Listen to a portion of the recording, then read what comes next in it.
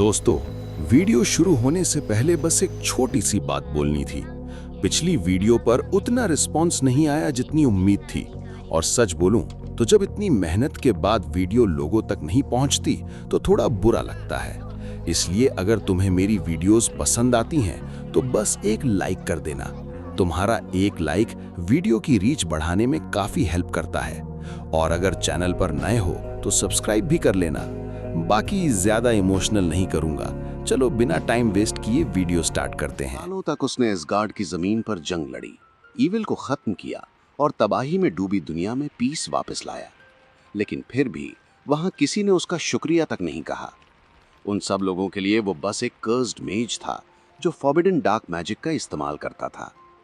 जब उसका मिशन पूरा हो गया तो वो उस गॉडेस के सामने जाकर खड़ा हुआ जिसने उसे बुलाया था।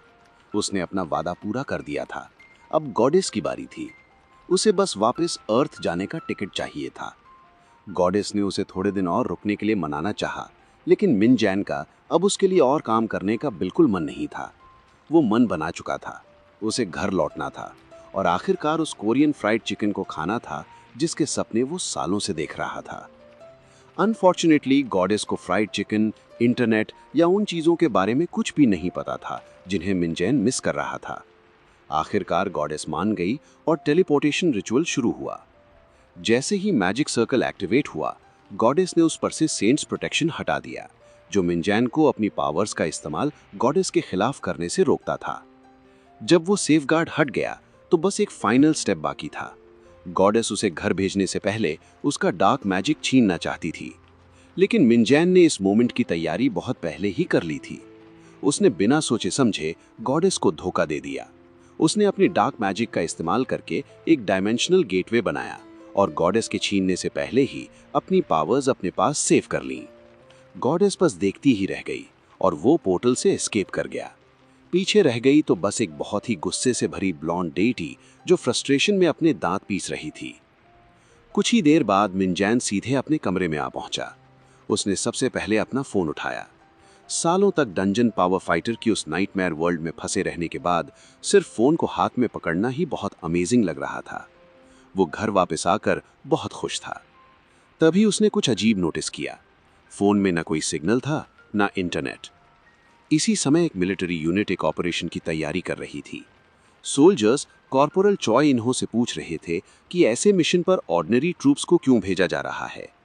इन्हो भी उतना ही कंफ्यूज्ड था। उसने कहा कि जाकर एडमिनिस्ट्रेटिव ऑफिसर्स से पूछो। जहां तक उसे पता था, कॉर्पोरल्स को ऐसी सीक्रेट इंफॉर्मेशन नहीं दी जाती थी। सिग्नल मिलते ही पूरी यूनिट आगे बढ़ गई। मिन जैन के लिए जिस दिन उसे बुलाया गया था, उसे बीते 2 साल हो चुके थे। जब भी वो बात याद आती, उसे आज भी चिढ़ होती। ऑटो सिंक की वजह से उसका फोन चल तो रहा था, लेकिन कोई ऐसा नहीं था जिससे वो कांटेक्ट कर सके। जैसे ही उसने बाहर कदम रखा, उसे लगा कि कुछ तो रॉन्ग है। न कोई वाईफाई था, स्टोर्स बंद थीं और पूरा नेबरहुड अजीब तरीके से सुनसान था। इसी बीच मिलिट्री यूनिट ने अचानक एक आदमी को रिस्ट्रिक्टेड जोन में आराम से टहलते हुए देखा। उनका ध्यान तुरंत उस पर चला गया। लेकिन मिन जैन, वो तो इस बात की कंप्लेन करने में बिजी था कि एसगार्ड कितनी बेकार जगह है। सोल्जर्स को समझ ही नहीं आ रहा था कि कोई इंसान वहां ऐसे खुले में क्यों घूम रहा है, और वो सोचने लगे कि आखिर यहाँ के सिक्योरिटी वाले कहाँ गायब हैं। उन्होंने उसे आवाज दी। मिन जैन पहले तो थोड़ा सरप्राइज्ड हुआ, फिर आराम से सोचा कि शायद ये कोई ट्रेनीज होंगे। इससे पहले की बात आगे बढ़े, उसने बस इतना कहा कि वो तो यहाँ से बस गुजर रहा था। तभी वहां पैनिक मच गया। सोल्जर्स अचानक चिल्लाने लगे। एक खतरनाक जानवर सीधे उसकी तरफ झपट रहा था। मिन जैन ने मुड़कर देखा तो एक खूंखार भेड़िया हवा में छलांग लगाते हुए सीधे उसी पर अटैक करने आ रहा था। सोल्जर्स पागलों की तरह चिल्ला रहे थे कि वो साइड में हो जाए। वो जानवर उसे फाड़ कर रख देने के मूड में लग रहा था। लेकिन मिन जैन डरने के बजाय उल्टा अनॉयड दिख रहा था। उसे समझ नहीं आ रहा था कि इतना बेकार सा जानवर इस टाइम उसके सामने क्यों आया।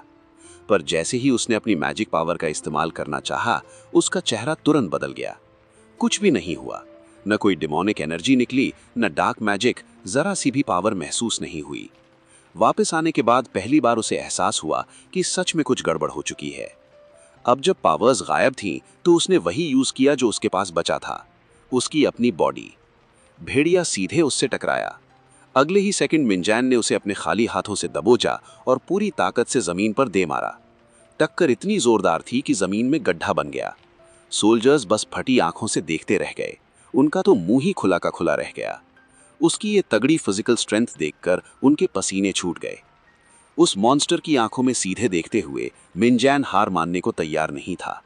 भले ही वो कमजोर हो गया हो, भले ही उसका डार्क मैजिक चला गया हो, पर वो इस जैसे फालतू जानवर से हार जाए, इसका तो सवाल ही पैदा नहीं होता। इस मोमेंट ने उसे एक पुरानी याद दिला दी। उसे वो खूंखार वॉरियर याद आया जिसने उसे दिन रात पागलों की तरह हैवी ट्रेनिंग करवाई थी और बड़े बड़े पत्थर उठवाए थे।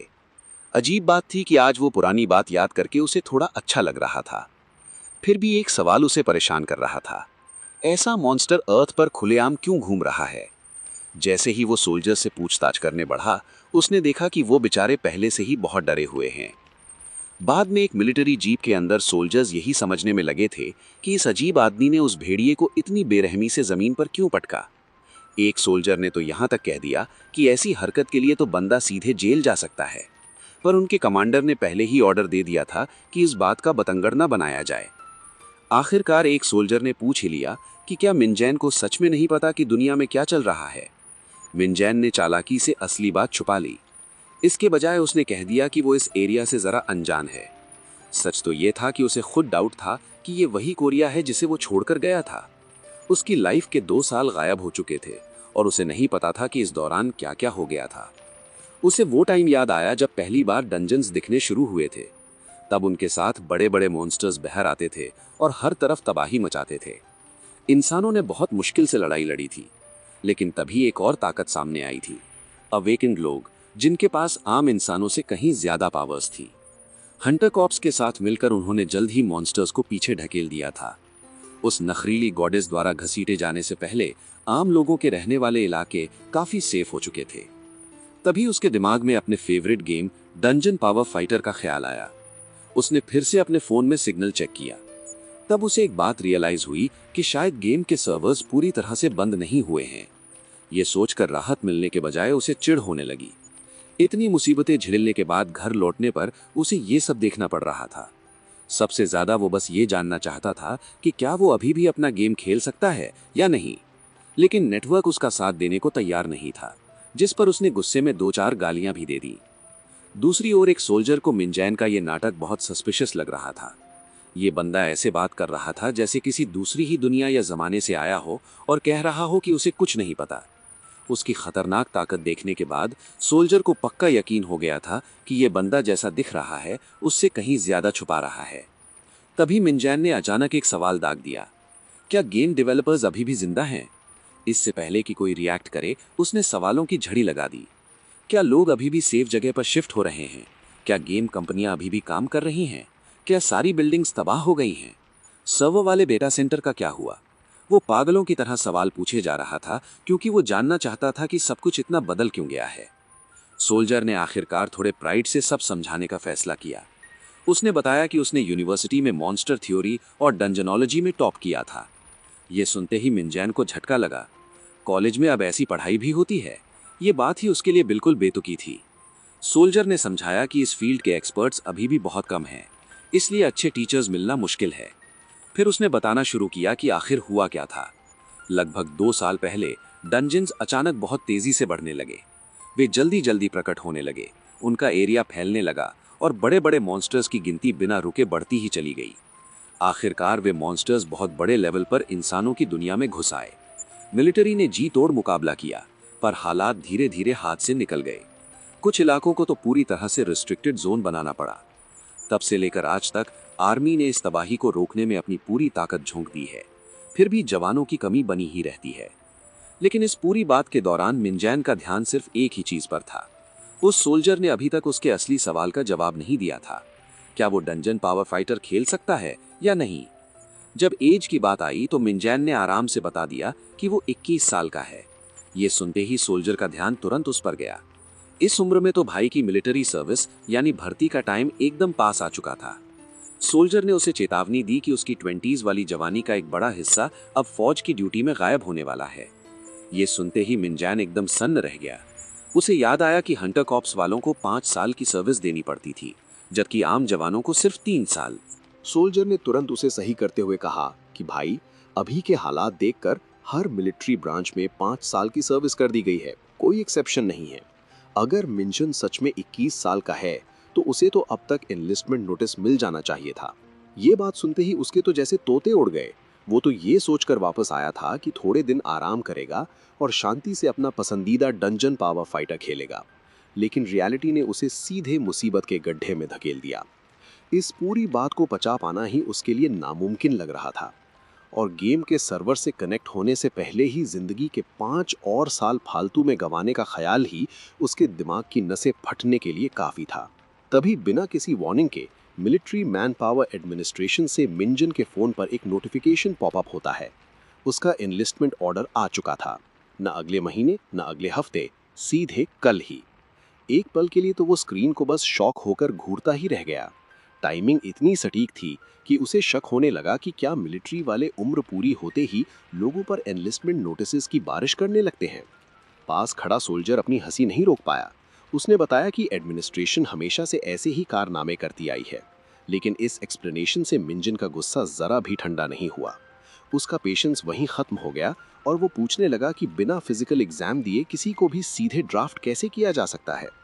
सोल्जर ने उसे याद दिलाया कि अभी मैन पावर शॉर्टेज बहुत बड़ी प्रॉब्लम बन चुकी है। आजकल फिजिकल इवैल्यूएशंस सीधे ट्रेनिंग सेंटर पर ही निपटा दिए जाते हैं।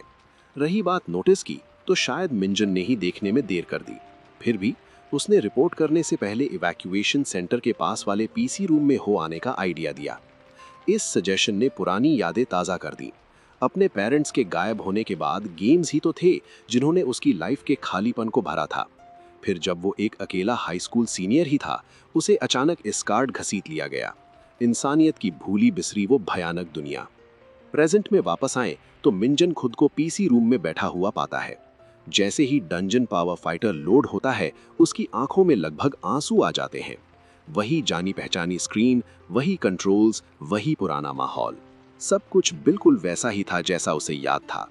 वापस आने के बाद पहली बार उसके चेहरे पर असली खुशी दिख रही थी।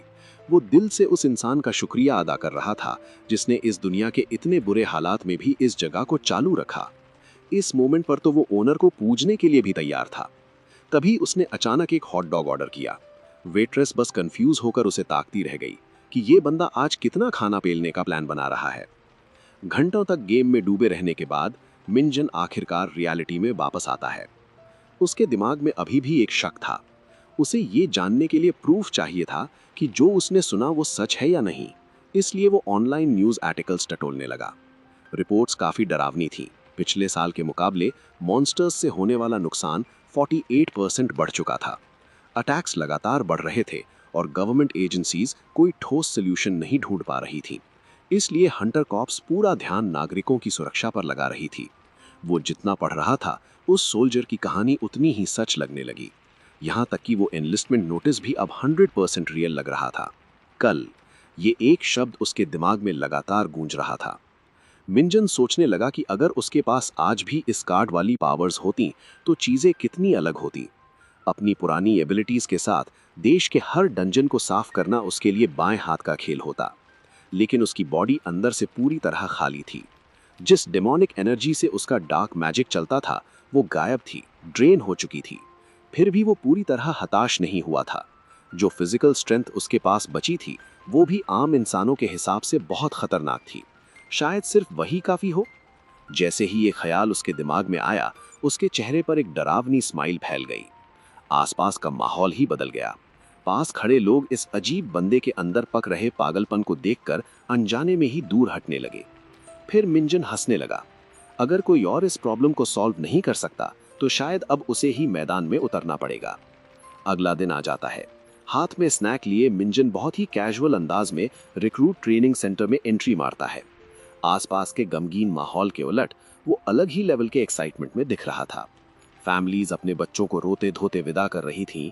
फ्यूचर सोल्जर्स आगे की लाइफ को लेकर घबराए हुए थे, जबकि अपना भाई तो ऐसे घूम रहा था जैसे किसी पार्टी में आया हो। जल्द ही एक अनाउंसमेंट के जरिए सभी रिक्रूट्स को ऑडिटोरियम में इकट्ठा होने का ऑर्डर मिलता है।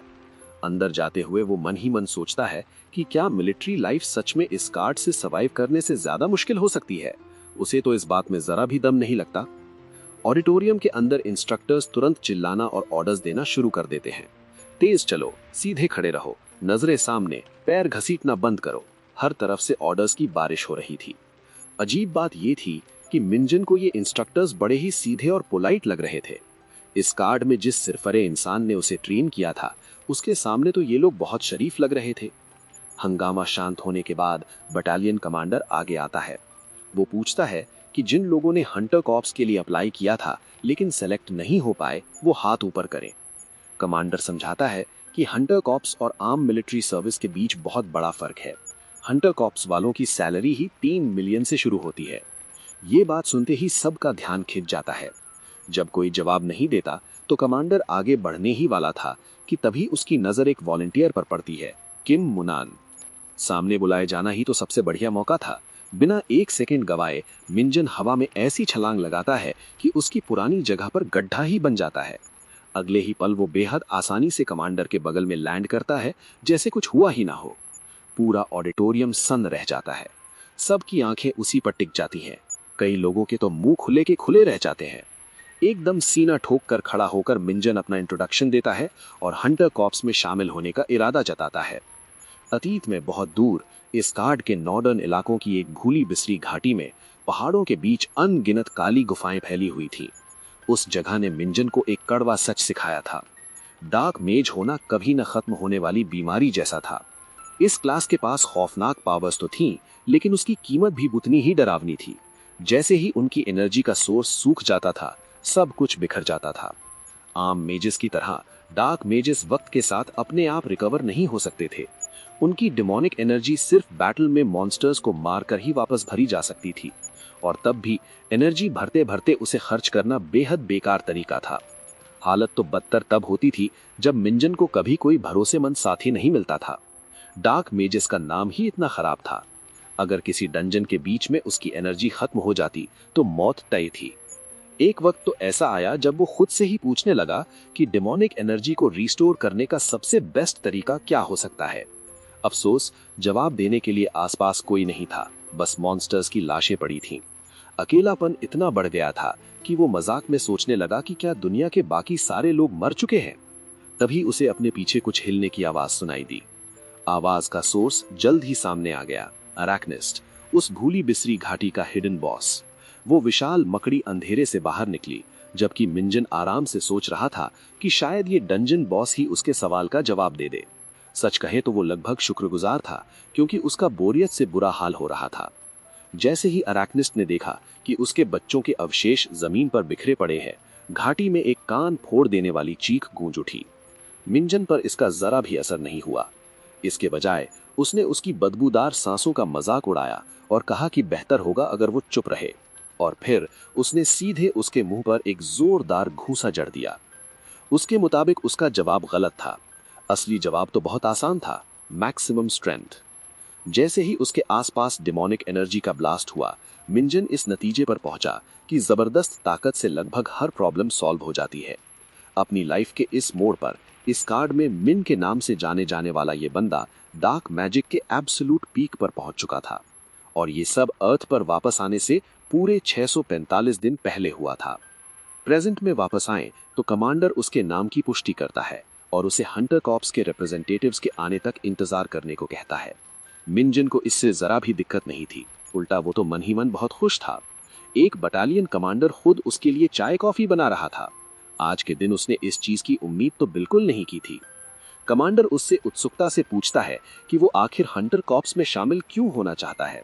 सवाल जायज था, क्योंकि हाल ही में कई अवेकेंड लोग अपनी काम की एबिलिटीज होने के बावजूद हंटर कॉर्प्स छोड़कर भाग रहे थे। बाहर के हालात बिगड़ते जा रहे थे, खतरा बढ़ रहा था, इसलिए ज्यादातर लोग सेफ पोजीशंस चाहते थे। मिंजन बस मुस्कुरा दिया। उसने समझाया कि उसका डंजन्स के अंदर कुछ काम बाकी है। ये जवाब सुनकर कमांडर हक्का बक्का रह गया। फिर वो जोर जोर से हंसने लगा, ये सोचकर कि ये जरूर कोई मजाक होगा। उसने तो मिंजन को दिलासा भी दिया कि कोई उससे ऑडिटोरियम के फ्लोर को नुकसान पहुंचाने के पैसे वसूल नहीं करेगा।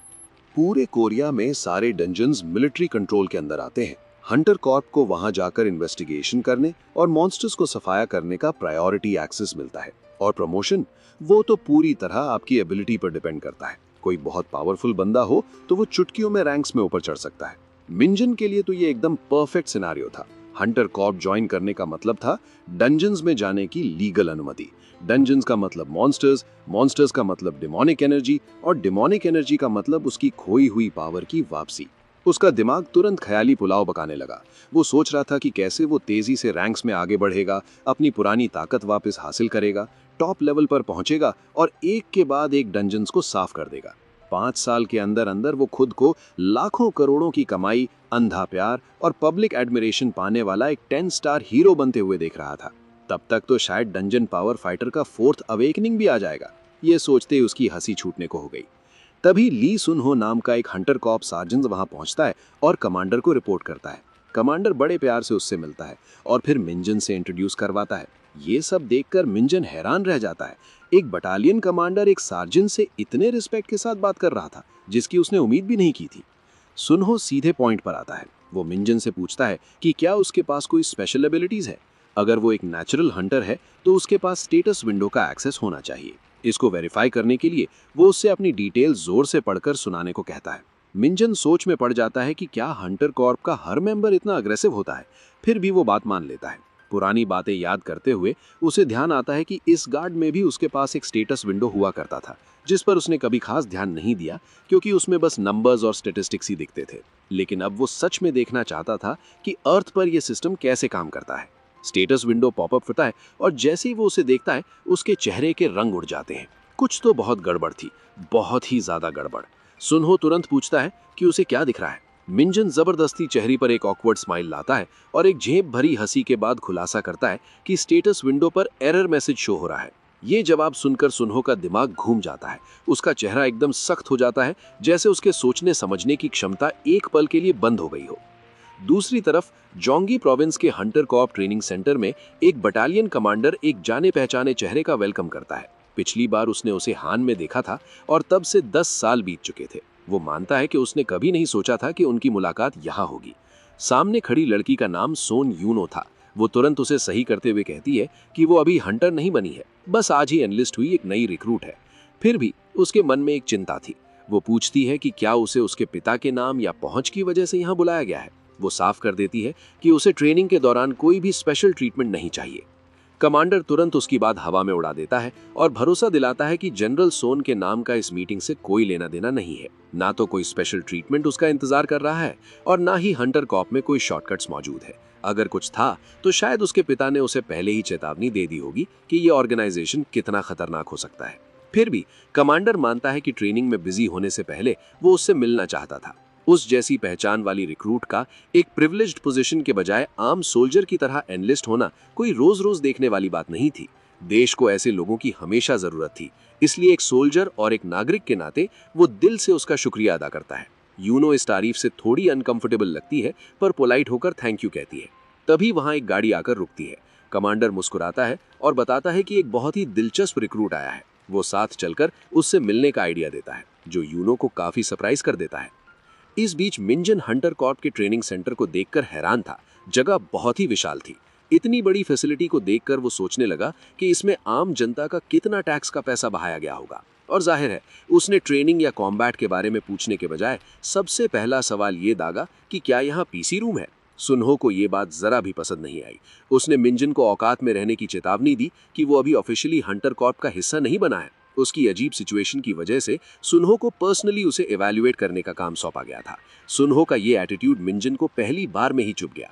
सुनहो बात जारी रखते हुए कहता है कि अगर हेडक्वार्टर्स ने खुद इस इवैल्यूएशन की रिक्वेस्ट ना की होती तो वो मिंजन को बहुत पहले धक्का मारकर बाहर निकाल चुका होता। हद तो तब हो गई जब उसने खुलेआम धमकी दी कि जैसे ही मिंजन का फ्रॉड पकड़ा जाएगा मिलिट्री पुलिस उसे घसीटते हुए ले जाएगी। अब तक मिंजन ने तय कर लिया था कि उसे ये बंदा बिल्कुल पसंद नहीं है। घमंडी, खूसट और जरूरत से ज्यादा आकड़ू। फिर भी उसने अपना गुस्सा दबाया और बस टेस्ट के बारे में पूछा। सुनहो जवाब में एक बहुत बड़ा लाल क्रिस्टल दिखाता है। रूल्स एकदम सिंपल थे। 10 मिनट के अंदर इसे थोड़ा सा भी हिला दो और तुम पास हो जाओगे। सार्जेंट देखना चाहता था कि ये सो कॉल्ड धुरंधर सच में हंटर कॉर्प के लायक है या नहीं। मिंजन ने क्रिस्टल पर एक नजर डाली और आराम से सुनहो के बगल से गुजर गया। उसके लिए ये टेस्ट हद से ज्यादा आसान लग रहा था और उसका ये बेपरवाह अंदाज सुनहो के ईगो पर जा लगा। दिल ही दिल में सार्जेंट समझता था कि ये टेस्ट क्यों रखा गया है। पहले भी कई बेकार एबिलिटीज वाले लोग हंटर कॉर्प में घुसने की कोशिश कर चुके थे और ऐसा टेस्ट असली टैलेंट और ढोंगियों को अलग कर देता था। फिर भी मिंजन की कुछ बातें उसे लगातार परेशान कर रही थी।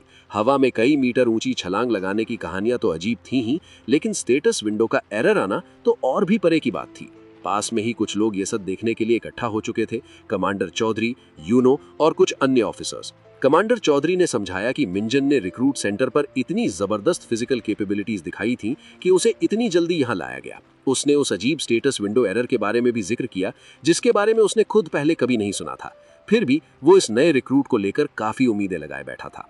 उधर मिंजन क्रिस्टल को और ध्यान से देखने लगा। उस नजारे ने उसे तुरंत इस गार्ड की याद दिला दी। ऐसे पत्थर तो अनगिनत डंजन्स में फैले रहते थे। उस जमाने में इतने बड़े टुकड़े को तोड़ना उसके लिए बच्चों का खेल था। उत्सुक होकर उसने सोचा कि क्या इसके अंदर डिमोनिक एनर्जी के कोई सुराग हो सकते हैं। ये ख्याल आते ही उसने घुमाकर एक जोरदार मुक्का दे मारा। रिजल्ट तुरंत सामने था। पूरा का पूरा क्रिस्टल एक ही झटके में ब्लास्ट हो गया। एक सिंगल स्ट्राइक और वहां सिवाय मलबे और टुकड़ों के कुछ नहीं बचा था। लेकिन अफसोस, उसके अंदर डेमोनिक एनर्जी का नामो निशान तक नहीं था। कमांडर चौधरी सन्न रह गया। यूनो की आंखें फटी की फटी रह गईं और यहां तक कि सुनहो तो जैसे पलकें झपकाना ही भूल गया। एक पल के लिए उन सब के दिमाग में एक ही ख्याल आया कि ये रिक्रूट कोई इंसान नहीं बल्कि एक पूरा का पूरा मॉन्स्टर है। कुछ दिनों बाद नाममेन हाव्यक नाम का एक रिक्रूट हाँफते हुए और पसीने से भरा हुआ सीढ़ियां चढ़ रहा था।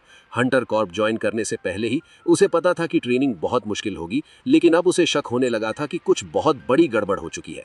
आखिरकार ट्रेनिंग खत्म होने के बाद उन्हें सीधे असली जंग में भेजा जाना था, पर उस मुकाम तक पहुंचने से पहले उन्हें 4 हफ्ते के टॉर्चर से गुजरना था। मुसीबत तुरंत शुरू हो चुकी थी। भारी सैंडबैग्स, 6000 सीढ़ियों की भयानक चढ़ाई और इन सब पर नजर रख रहा था सार्जेंट ली सुनहो, जो रिक्रूट्स को उनकी लिमिट से बाहर धकेलने में पर्सनल मजा लेता दिख रहा था। वो हर किसी की टाइमिंग नोट कर रहा था, जो कि नॉर्मल बात थी। लेकिन अजीब बात यह थी कि ट्रेनिंग कितनी पुरानी और बेसिक लग रही थी। ये एक्सरसाइजेज स्टैट्स को बस नाम मात्र बढ़ाती थी। फिर भी रिक्रूट्स थकावट से बेहोश हो रहे थे।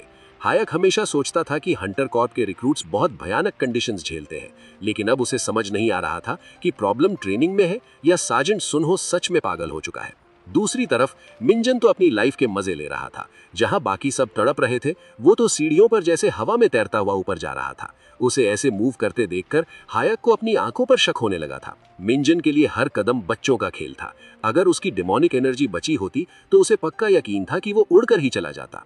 अजीब बात यह थी कि इस तथाकथित नर्क जैसी ट्रेनिंग में वो बहुत कंफर्टेबल महसूस कर रहा था। यूनिफॉर्म्स इस गार्ड के उन फटे पुराने कपड़ों से कहीं बेहतर थी। खाना जबरदस्त और स्वादिष्ट था और शेड्यूल भी एकदम बढ़िया था।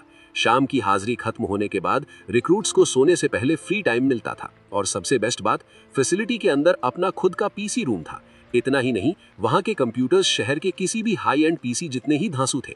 जब तक वो नियमों का पालन कर रहा था, कोई भी उसके फ्री टाइम में दखल नहीं देने वाला था। वैसे तो मिंजुन का पूरा प्लान था कि अगर ये जगह जरा सी भी सिरदर्दी बनी तो वो इसे छोड़ के भाग निकलेगा, लेकिन इसके उलट हंटर कॉर्प वाले तो जैसे उसकी हर इच्छा पूरी करने पर तुले हुए थे। कड़ा मुकाबला, बेहतरीन खाना, टाइम पर अच्छी सैलरी और साथ में जमकर गेमिंग, ये सब तो लगभग परफेक्ट था। सीढ़ियां चढ़ते हुए वो खुद को रोक नहीं पाया और जोर से चिल्ला उठा, हंटर कॉर्प तो वाकई में जबरदस्त है। उसके पीछे इन हायक अभी भी सांसों के लिए तड़प रहा था। उस बेचारे को समझ ही नहीं आ रहा था कि इस इंसानी मॉन्स्टर के अंदर आखिर कौन सा फ्यूल भरा हुआ है। चोटी पर पहुंचकर सुनहो खुद हक्का बक्का रह गया। एक एवरेज रिक्रूट को चढ़ाई पूरी करने में लगभग 1 घंटा लगता था, पर मिंजुन ने तो वो रिकॉर्ड ही चकनाचूर कर दिया था। जब सुनहो अविश्वास से उसे घूर रहा था, मिंजुन आराम से नजारे के मजे लेते हुए तुरंत उसे उसका वादा याद दिलाता है। 30 मिनट से कम समय में खत्म करने वाले को एक आउटिंग पास मिलना था। साफ साफ नाखुशी के साथ सुनहो ने पास उसके हाथ में थमा दिया। मिंजुन ने खुशी खुशी उसे लिया और तुरंत सोचने लगा कि इसका इस्तेमाल कैसे किया जाए। सार्जेंट खुद को मुस्कुराने से रोक नहीं पाया। जहां तक उसे याद है, आज तक किसी भी रिक्रूट ने उससे आउटिंग पास नहीं जीता था। फिर भी सिर्फ फिजिकल स्ट्रेंथ ही सब कुछ नहीं होती और ना ही रॉ स्टैट्स सब कुछ होते हैं। हंटर कॉर्प में मॉन्स्टर्स के सामने रिएक्ट करने की काबिलियत ही ये तय करती है कि आप जिंदा बचेंगे या नहीं। इसी वजह से सुनहो ने मन ही मन कसम खाई थी वो किम मुंजन पर अपनी पूरी नजर रखेगा। इस बीच बाकी रिक्रूट शिकायतें करने में व्यस्त थे। रोज की ट्रेनिंग नामुमकिन सी लग रही थी और कोई भी इसे हमेशा झेलने की कल्पना नहीं कर सकता था। तभी अचानक इन हाइक चिल्ला पड़ा। उसका एक स्टैट पॉइंट बढ़ गया था। रिएक्शन तुरंत देखने को मिला। सब लोग उसके पास आकर ऐसे बधाई देने लगे जैसे उसने कोई बहुत बड़ा तीर मार लिया हो। ये जश्न देखकर मिंजुन एकदम दंग रह गया। ये लोग बस एक स्टैट पॉइंट के लिए इतने एक्साइटेड हो रहे थे। उसका दिमाग तुरंत उड़कर इस गार्ड वापस चला गया। वहां एक सिर फिरे वॉरियर ने उसे इतनी खूंखार ट्रेनिंग से गुजारा था कि एक ही दिन में 10 स्टैट पॉइंट्स बढ़ना बिल्कुल नॉर्मल माना जाता था। ये तुलना तो बेहद बेतुकी थी। जल्द ही एक रिक्रूट ने पूछा कि क्या मिंजुन अपने आउटिंग पास का इस्तेमाल करने का प्लान कर रहा है। उसने माना कि अभी उसने तय नहीं किया है। बाकी लोग तुरंत जलन से देखने लगे। अफवाहें थी कि सार्जेंट सुनहो से आज तक कोई पास नहीं निकाल पाया है। देखते ही देखते सबने उसे घेर लिया। सवालों की बौछार होने लगी। तुम कैसे ट्रेन करते हो? तुम इतने स्ट्रांग कैसे हो? तुम्हारा सीक्रेट क्या है? इतने अटेंशन ने उसे पूरी तरह से हैरान कर दिया। बहुत लंबे समय में पहली बार लोग उससे नॉर्मली बात कर रहे थे, हंस रहे थे और एक आम इंसान की तरह ट्रीट कर रहे थे। इस गार्ड में डार्क मेज होने की वजह से उसे समाज से बेदखल कर दिया गया था। लोग जितना हो सके उससे बचते थे। यहाँ तक कि कुछ लोग तो उसका रास्ता काटना भी अपशगुन मानते थे। लेकिन ये अलग था, बहुत अलग, और काफी अच्छा भी लग रहा था। बातचीत आखिरकार पीसी रूम की तरफ मुड़ गई। जैसे ही उसने सुना कि लोग बाद में वहां जाने का प्लान कर रहे हैं, मिंजुन की दिलचस्पी और बढ़ गई। फिर आया सबसे बढ़िया पार्ट। पीसी रूम अभी भी खुला हुआ था। इस वक्त तो ये किसी वरदान से कम नहीं लग रहा था। बाद में उस रात एक और धांसू गेमिंग सेशन के मजे लेते हुए घड़ी में आखिरकार 9 बज गए। उसने फैसला किया कि अब शायद सोने का वक्त हो गया है। पूरे 2 घंटे। इस गार्ड में तो 1 घंटा भी ऐश की बात होती थी। उसके मुकाबले 2 घंटे की नींद तो सपने जैसी थी। इतने आराम के बाद उसे पूरा भरोसा था कि वो बिना किसी प्रॉब्लम के रोज गेमिंग चालू रख सकता है। बाकी लोग बस फटी आंखों से उसे देखते रह गए। 2 घंटे की नींद पर जिंदा रहकर ऐसे पागलों की तरह गेम घिसना कोई नॉर्मल बात नहीं थी। अगला दिन एक और दर्दनाक एक्सरसाइज लेकर आया। इस बार डिस्टेंस चैलेंज नहीं बल्कि कंसिस्टेंसी थी। जो भी 2 घंटे के अंदर 40 किलोमीटर पूरा नहीं कर पाएगा उसका नाश्ता कैंसिल। बाद में मिंजुन ने कैजुअली शेखी बघारी की उसने पिछली रात गेम में 10 लेवल बढ़ा लिए। ये सुनकर तो इन हायक लगभग पागल हो गया। बंदा यहाँ ट्रेनिंग में मुश्किल से सरवाइव कर रहा था, जबकि मिंजुन के माथे पर पसीना तक नहीं था। और सबसे जहरीली बात तो ये थी कि वो पूरी रात गेम खेल कर आया था और सिर्फ 2 घंटे सोया था। जब आखिरकार किसी ने पूछा कि वो अभी भी कैसे सही सलामत काम कर रहा है, तो मिंजुन बस मुस्कुरा दिया। फिर उसने खुलासा किया कि वो सबके लिए पानी लाया है। देखते ही देखते वो सबका हीरो बन गया। रिक्रूट्स तो लगभग उसकी पूजा करने लगे। एक बंदे ने तो उसकी सहनशीलता की तारीफ करते हुए उसे कीमती साथी तक कह दिया। कुछ ही पलों में एक लाइन लग गई। थके हारे रिक्रूट्स छोटे परिंदों की तरह उसके आसपास जमा हो गए, पानी की एक एक घूंट के लिए तरसते हुए। माहौल काफी खुशनुमा हो गया था। लेकिन फिर ये सब खत्म हो गया। एक आवाज ने अचानक इस शोर को चीर दिया। सब मुड़े। ली सुनहो वहां खड़ा था। उसकी अनाउंसमेंट ने तुरंत माहौल का मजा किरकिरा कर दिया। लेफ्टिनेंट काफी निराश दिख रहा था। ये ट्रेनिंग का आखिरी हफ्ता था, फिर भी सिर्फ आधे रिक्रूट्स ही तय स्टैंडर्ड तक पहुंच पाए थे। सुनहो के मुताबिक वो इतिहास की सबसे दयनीय टुकड़ी बनने की राह पर हैं। जैसे जैसे उसका भाषण जारी था, मिंजुन का ध्यान किसी और ही चीज पर भटक गया। वो सोचने लगा कि ये बूढ़ा बंदा खुद को किसी पुरानी कथा का ज्ञानी साधु समझकर ऐसी बातें क्यों कर रहा है। ली अभी उन्हें डांटना बंद नहीं करने वाला था। उसके मुताबिक अगर इस एटीट्यूड वाले रिक्रूट्स को अभी जंग में भेज दिया जाए तो उनमें से आधे सीधे अपनी कब्र की तरफ दौड़ेंगे। ऐसी कमजोरी से बचा नहीं जाता। ये तो सीधे ऊपर पहुंचने का शॉर्टकट है। फिर उसने और भी कड़वा सच सामने रखा। उसकी नजर में उनमें से कोई भी ट्रेनिंग के फाइनल स्टेज यानी डंजन असेसमेंट के लिए तैयार नहीं था। नॉर्मली जब किसी डंजन के अंदर के सारे मॉन्स्टर्स खत्म हो जाते हैं तो वो ढह जाते हैं और गायब हो जाते हैं। लेकिन कुछ डंजन्स गायब नहीं होते। इसके बजाय वो ट्रांसफॉर्मिंग डंजन्स में बदल जाते हैं। ये जगहें कभी एक जैसी नहीं रहती। इनका लेआउट बदलता रहता है, जमीन का आकार बदलता रहता है और अंदर का ढांचा लगातार खुद को रीअरेंज करता रहता है। इसी वजह से इन्हें असली ऑपरेशंस में भेजे बिना रियल कॉम्बैट का सबसे नजदीक का एक्सपीरियंस माना जाता है। और यही खतरनाक सिमुलेशन उनका इंतजार कर रहा था। सिर्फ नाम सुनते ही कई रिक्रूट्स के हाथ पैर फूल गए। हर कोई जानता था कि यह बहुत मुश्किल होने वाला है। इस बीच ली को उनकी हालत देखकर मजा आ रहा था। उसकी नजर में रिक्रूट्स रेस के घोड़ों से अलग नहीं थे। अगर रिजल्ट चाहिए तो पहले चाबुक चलाना होगा और इनाम बाद में। फिर भी उसने भरोसा दिलाया कि सरवाइव करना नामुमकिन नहीं है जब तक वे अपने दिमाग का इस्तेमाल करेंगे। फिर उसने रिवॉर्ड का खुलासा किया। सबसे ज्यादा स्कोर करने वाले रिक्रूट को 2 रात और 3 दिन का वेकेशन पास मिलेगा। ली को लगा था कि ये खबर सुनकर सबके अंदर आग लग जाएगी और वे जोश से भर जाएंगे, पर इसके उलट सब उसे सन्नाटे में घूरते रहे। किसी ने कोई रिएक्शन नहीं दिया, कोई हिला तक नहीं। बूढ़ा इंस्ट्रक्टर ऐसा लग रहा था जैसे किसी दीवार के सामने भाषण दे रहा हो। तभी उसकी नजर एक एक्सेप्शन पर पड़ी। एक रिक्रूट सच में एक्साइटेड था और ये देखकर बाकी सब और भी ज्यादा नर्वस हो गए। अगले दिन पूरी स्क्वाड डंजन साइट पर पहुंच गई। जैसे ही उन्होंने उसे देखा, उनके मुंह खुले के खुले रह गए। उसका स्केल बहुत ही विशाल था और सिर्फ एंट्रेंस ही डरावना लग रहा था। लेकिन मिंजुन को इससे रत्ती भर भी फर्क नहीं पड़ रहा था। जहां बाकी लोग बुरे से बुरे सीन की कल्पना कर रहे थे, वो इस पूरे ड्रामे को एक नॉर्मल दिन की तरह ट्रीट कर रहा था। जब रिक्रूट्स घबराते हुए खुद को तैयार कर रहे थे, तभी एक मिलिट्री जीप वहां आकर रुकी। जीप ने तुरंत सबका ध्यान खींचा और फिर दहशत फैलने लगी। जीप खाली नहीं थी, पीछे बड़े बड़े पिंजरे बंधे हुए थे और उन पिंजरों के अंदर मॉन्स्टर्स थे। उनकी आवाजें ही लोगों के रोंगटे खड़े करने के लिए काफी थी। जब रिक्रूट्स को एहसास हुआ कि पिंजरों में जिंदा हाउंड्स यानी खूंखार कुत्ते हैं, तो माहौल तुरंत बदल गया। एक रिक्रूट तो लगभग वहीं ढेर हो गया, जबकि दूसरा भागने का रास्ता तलाशने लगा। मिंजुन का रिएक्शन इससे बिल्कुल अलग था। उसके लिए तो वो किसी बड़े पिल्ले जैसे लग रहे थे। अगर देखा जाए तो वो उसे घर के छोटे कुत्तों की याद दिला रहे थे। रिक्रूट्स को डर से कांपते देखकर ली की चिढ़ और बढ़ गई। ये हंटर कॉर्प के फ्यूचर मेंबर्स बनने वाले थे, जिन्हें मॉन्स्टर्स से लड़कर गुजारा करना था। फिर भी ये जंग शुरू होने से पहले ही कांप रहे थे। उसने तुरंत सबको 4-4 के ग्रुप्स में डिवाइड करने का ऑर्डर दिया। उनका मिशन सीधा था, ट्रांसफॉर्मिंग डंजन में घुसो, एक हाउंड को मारो और 1 घंटे में वापस आ जाओ।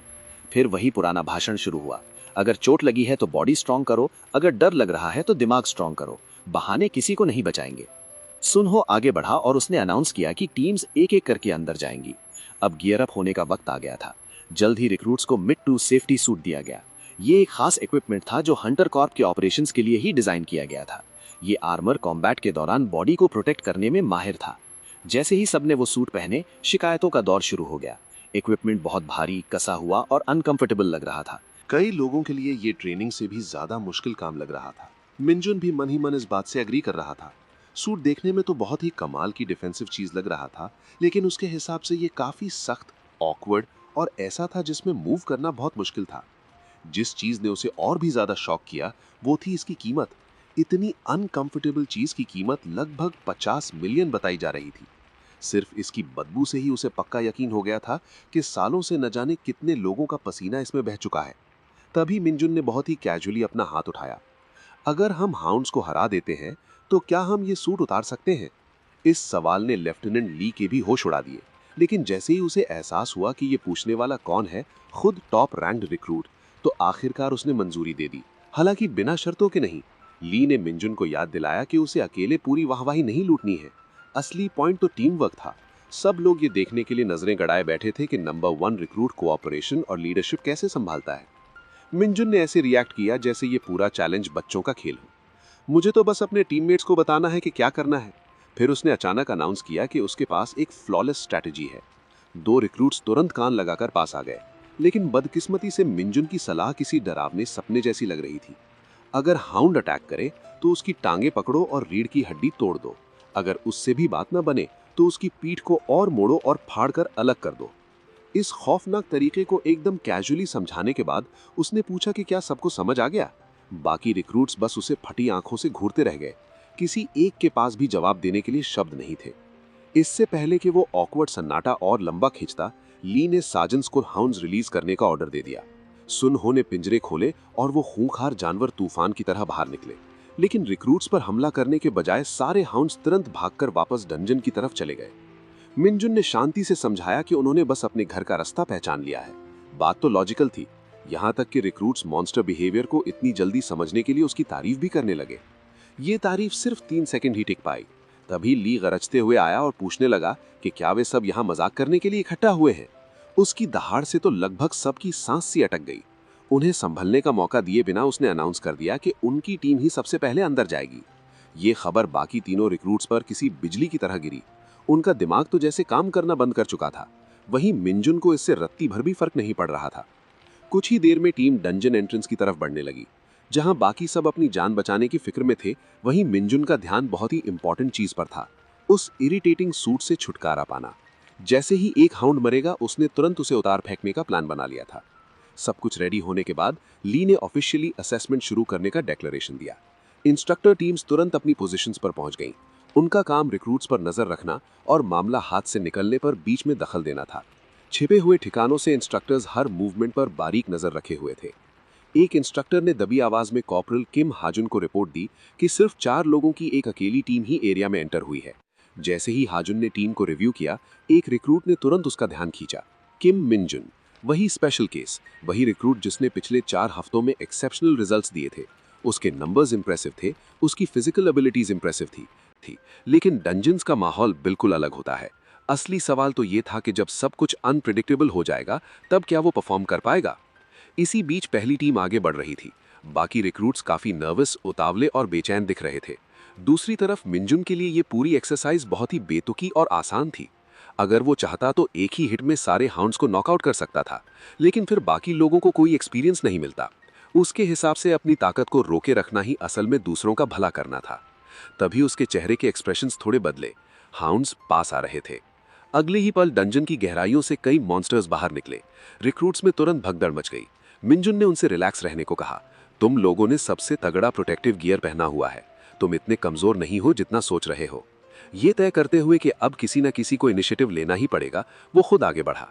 जैसे ही एक हाउंड उस पर झपटा, उसका मुक्का सीधे उसके मुंह पर पड़ा। वो जानवर वहीं ढेर हो गया।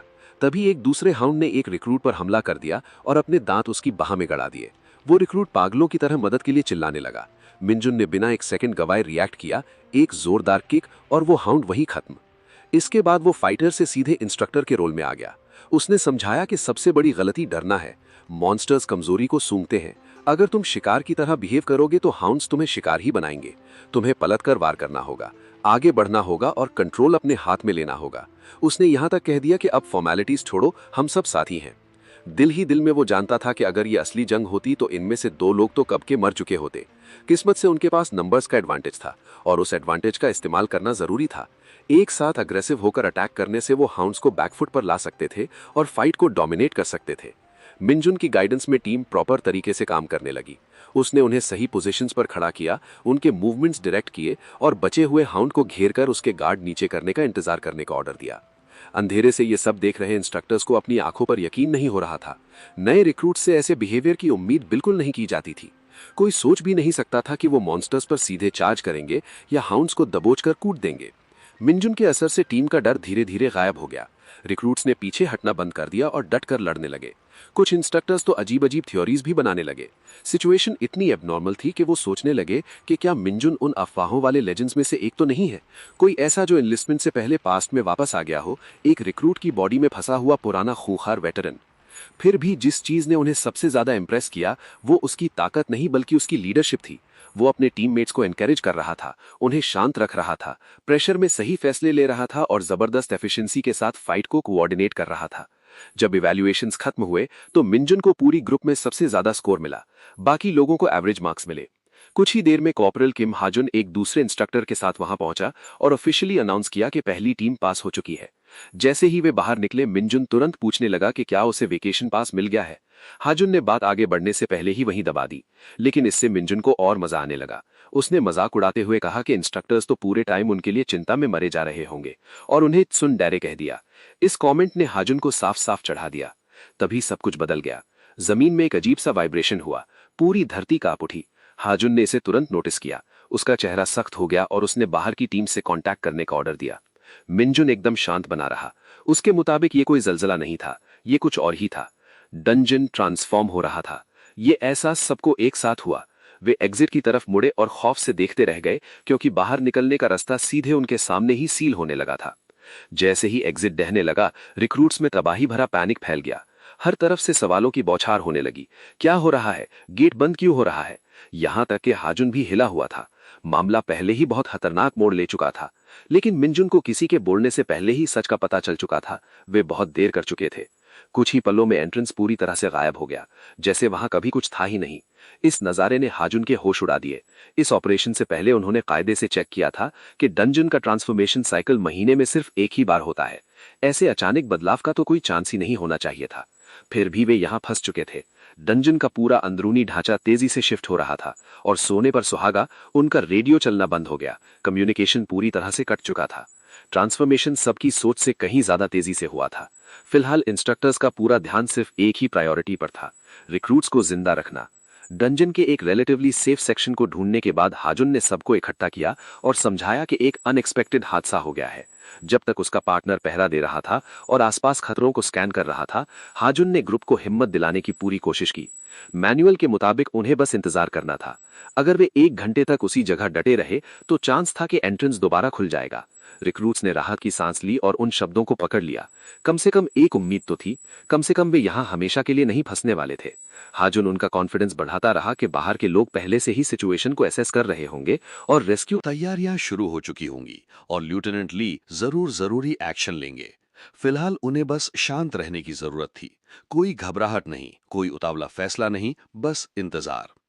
मिनजुन ने चुपचाप ये सब सुना, लेकिन उसे एक बात पर भी यकीन नहीं हुआ। पूरी सिचुएशन ही गलत लग रही थी। ऐसी ट्रेनिंग साइट को अप्रूवल मिलने से पहले अनगिनत बार चेक किया गया होगा। इतनी एबनॉर्मल घटना होने के चांस ना के बराबर होने चाहिए थे। और सबसे बड़ी बात, एंट्रेंस ने जैसा बिहेव किया था वो बात गले नहीं उतर रही थी। एक परमानेंटली खुला रहने वाला गेट बिना किसी वजह से खुद ब खुद सील नहीं होता। तभी हेजॉन ने मिंजुन को एक तरफ हटने का इशारा किया। उस इशारे ने उसे सब समझा दिया। इंस्ट्रक्टर्स को असली सच पहले से पता था। हालात खराब थे, बहुत ही ज्यादा खराब। इसके लिए किसी मैनुअल में कोई गाइड नहीं थी। अगर ये डंजन सच में एक इनक्लोज्ड डंजन बन चुका था तो यहां से निकलना बहुत मुश्किल होने वाला था। मिंजुन को इस गार्ड में ऐसी ही चीज से सामना करने की याद आई। उसने वहां जो झेला था उसके मुकाबले तो ये दुनिया का अंत बिल्कुल नहीं था, खासकर तब जब वो खुद यहां मौजूद था। इस बीच हैजॉन ने अकेले में सिचुएशन की असलियत कबूल की। ये सबसे बुरा सिनेरियो था, एक एनक्लोज्ड डंजन। उसका पार्टनर तुरंत पैनिक करने लगा। वो उन हालातों से पूरी तरह घबरा चुका था जिनकी उसने कभी ट्रेनिंग नहीं ली थी। हैजॉन ने जल्दी से वो दो सिचुएशन समझाई जिनमें एक डंजन एंट्रेंस गायब हो सकता है। पहला तब होता है जब डंजन पूरी तरह क्लियर हो जाए और अपने आप खत्म हो जाए। दूसरा तरीका कहीं ज्यादा खतरनाक था, एक एनक्लोज्ड डंजन। ऐसे मामलों में जैसे ही बाहर से कोई अंदर एंटर करता है, एंट्रेंस तुरंत गायब हो जाता है, बिल्कुल वैसा ही जैसा यहां हुआ था। इसका मतलब सिर्फ एक ही था, डंजन सील हो चुका था। और इसका यह भी मतलब था कि अंदर उम्मीद से कहीं ज्यादा मॉन्स्टर्स होने वाले थे। अब बाहर निकलने का सिर्फ एक ही रास्ता था। थ्योरी में बहुत आसान, पर प्रैक्टिकल में बेहद खौफनाक। अंदर मौजूद हर एक चीज को मार डालो। जब तक अंदर का आखिरी मॉन्स्टर भी खत्म नहीं हो जाता, तभी डंजन दोबारा खुलेगा। फिर हैजॉन ने एक और कड़वा सच बताया। कोई रेस्क्यू टीम नहीं आ रही है, बाहर से कोई उनकी मदद नहीं कर सकता। वे पूरी तरह अपने दम पर थे। 2 इंस्ट्रक्टर्स, 4 रिक्रूट्स और एक भी रिक्रूट के पास रियल कॉम्बैट का एक्सपीरियंस नहीं था। अगर वे जिंदा बचना चाहते थे तो उन्हें ये डंजन खुद ही क्लियर करना पड़ना था। जब पूरी बात समझाई गई तो ग्रुप में तुरंत खौफ फैल गया, बिल्कुल वैसा ही जैसा हैजॉन ने सोचा था। सबसे बुरी बात यह थी कि उसे अंदाजा ही नहीं था कि इस जगह के अंदर किस तरह के मॉन्स्टर्स रहते हैं। एक गलत सामना भी सेकंड्स में जानलेवा साबित हो सकता था। एक ही जगह रुके रहना कोई ऑप्शन नहीं था। जब तक उनके पास एनर्जी थी, उन्हें आगे बढ़ना था। जैसे ही उसने अपनी चांसेस के बारे में सोचा, उसके दिमाग में पछतावा होने लगा। दोनों में से किसी भी इंस्ट्रक्टर ने असली जंग के लिए तैयार होकर अंदर नहीं आया था। वे सिर्फ सिंपल ट्रेनिंग क्लॉथ्स पहनकर डंजन में घुसे थे, क्योंकि उनका काम सिर्फ रिक्रूट्स को सुपरवाइज करना था। उनकी इस तैयारी के लेवल पर तो कुछ गॉब्लिन्स भी एक गंभीर खतरा बन सकते थे। हैजॉन के लिए तो एक अकेले गॉब्लिन को मारने में भी लगभग 10 मिनट लग जाते थे। तभी उसकी नजर रिक्रूट्स पर गई। हंटर कॉप्स सेफ्टी सूट्स, उनका प्रोटेक्टिव गियर अभी भी सही सलामत था। टैक्टिकल नजरिए से जवाब एकदम साफ था। रिक्रूट्स को आगे रखो, उनके आर्मर से अटैक्स को एब्जॉर्ब करो और पीछे से वार करो। स्ट्रैटेजी एकदम सही थी, पर इसके पीछे की सोच ने उसे अंदर तक झकझोर दिया। इन बच्चों ने हफ्तों की खौफनाक ट्रेनिंग झेली थी। वे अपने इंस्ट्रक्टर्स पर भरोसा करते थे और अब वो उन्हें ढाल की तरह इस्तेमाल करने की सोच रहा था। उसकी सेल्फ रिस्पेक्ट ने इसे मानने से इनकार कर दिया और उसके ज़मीर ने तो और भी ज्यादा। दूसरी तरफ मिंजुन को इन सब से रत्ती भर का भी फर्क नहीं पड़ रहा था, लेकिन उसके आसपास के रिक्रूट्स का दिमाग फटा जा रहा था। तबाही मचने के लिए भी यही टाइम मिला था, ट्रेनिंग का आखिरी हफ्ता। तभी मिंजुन को अचानक कुछ अजीब सा एहसास हुआ। कुछ तो सही नहीं था। एक इंस्ट्रक्टर ने उसके एक्सप्रेशंस देखकर पूछा कि क्या हुआ। इससे पहले कि वो कोई जवाब दे पाता, हैजॉन अचानक दर्द से दोहरा हो गया। उसके मुंह से एक खौफनाक चीख निकली। ऐसा लग रहा था जैसे कोई अनदेखी ताकत उसे अंदर से कुचल रही हो। उसका पार्टनर तुरंत भागकर पास आया। मिंजुन ने उसे आगे ना बढ़ने की चेतावनी दी, पर चेतावनी बहुत देर से आई थी। जैसे ही वो इंस्ट्रक्टर पास पहुंचा, उसकी भी वही हालत हो गई। कुछ ही सेकंड्स में दोनों जमीन पर गिर पड़े। रिक्रूट्स खौफ के मारे जम गए। उस मोमेंट पर मिंजुन आगे बढ़ा। उसकी टोन ऐसी थी कि कोई बहस की गुंजाइश नहीं बची थी। सबको पीछे रहना होगा, जो भी पास आएगा उसकी हालत भी इन इंस्ट्रक्टर्स की तरह होगी। उनकी कंडीशन चेक करने के बाद उसने जल्दी से कंफर्म किया कि दोनों बस बेहोश हुए हैं। फिलहाल उनकी जान खतरे में नहीं थी। तभी उसके दिमाग में घंटी बची। उसने पहले एक जानी पहचानी बदबू नोटिस की थी, अब उसे समझ आया कि क्यों। बिना टाइम वेस्ट किए मिंजुन ने बेहोश इंस्ट्रक्टर्स को रिक्रूट्स की तरफ फेंका और ऑर्डर दिया कि इन्हें एंट्रेंस के पास सेफ रखो। और सबसे इंपॉर्टेंट, कोई भी उसके पीछे नहीं आएगा, किसी भी कीमत पर।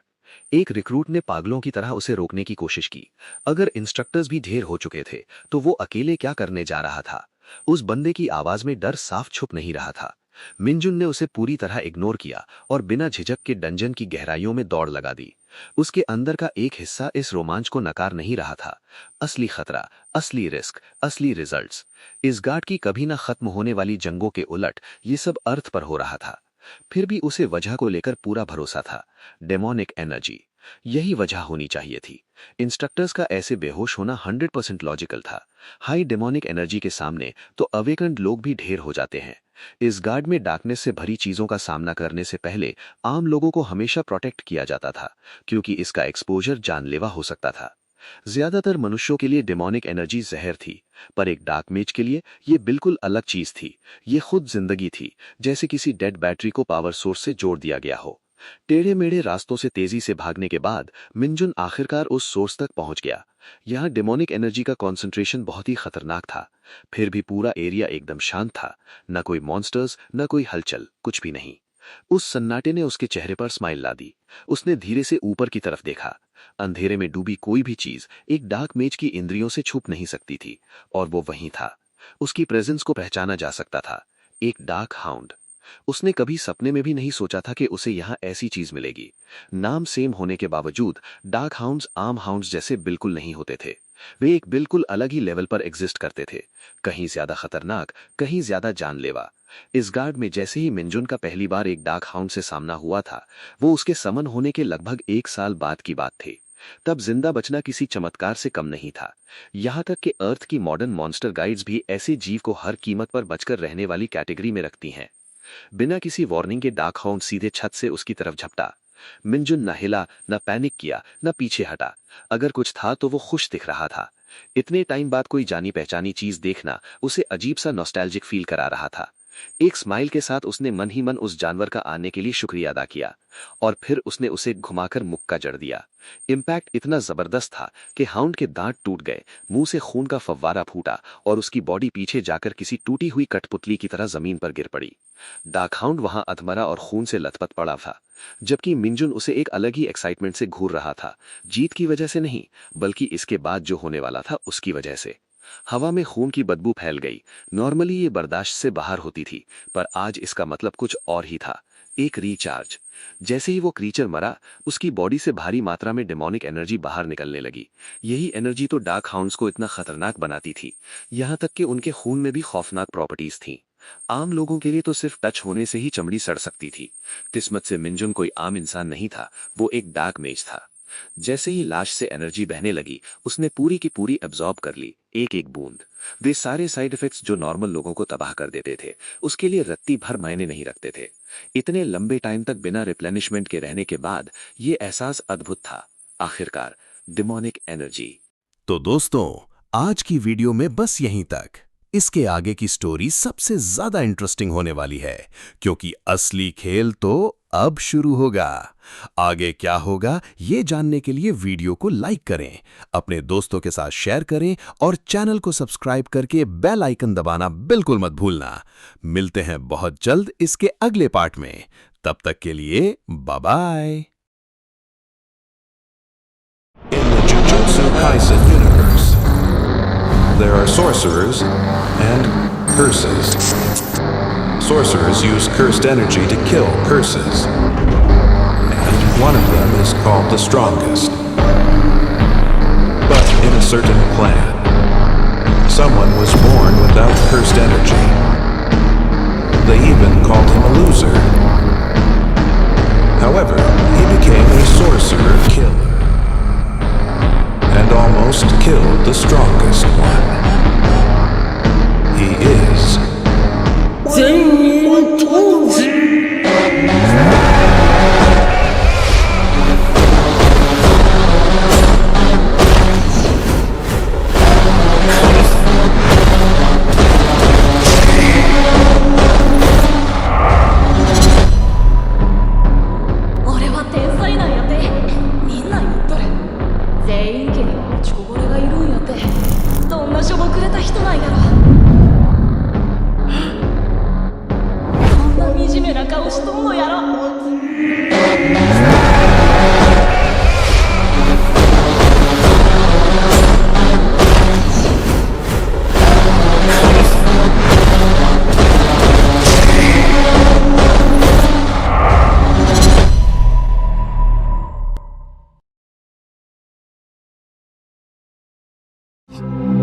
まさか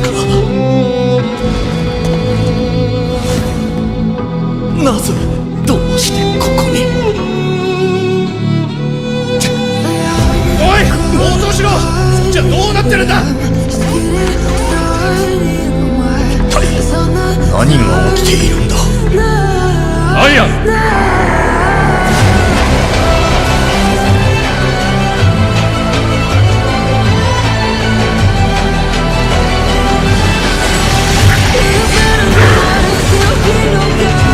こいつらは何なんだ後藤さんの生存信号が途絶えました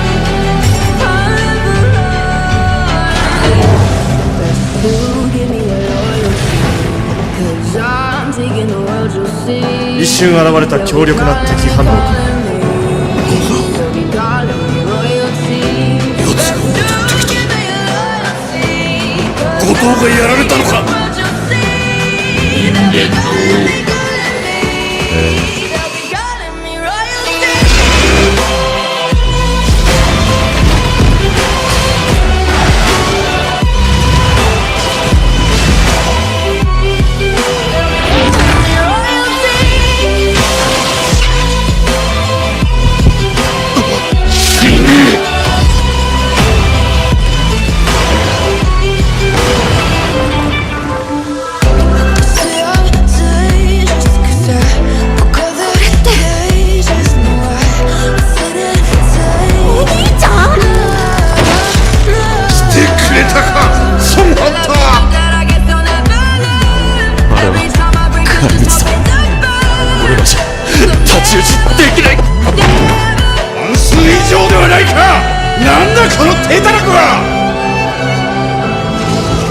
隠し玉があったわけ道理で余裕が感じられると思った終わらせなければ